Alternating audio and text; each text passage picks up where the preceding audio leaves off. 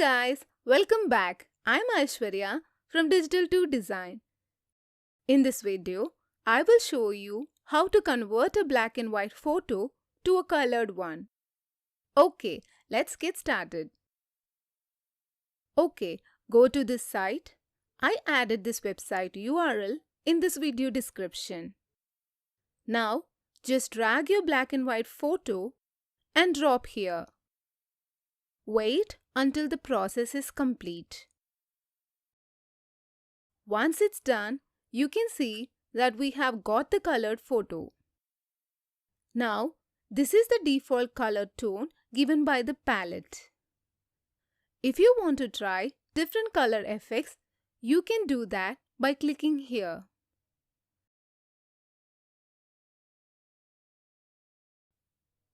And you can see that the new effect has been applied. In the same way, you can try out other effects. Once done, just click download. And the image will be downloaded.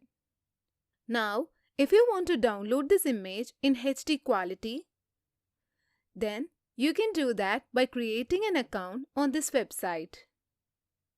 I hope you liked this video. Don't forget to subscribe to Digital to Design. Stay tuned. Love you guys. Thanks for watching.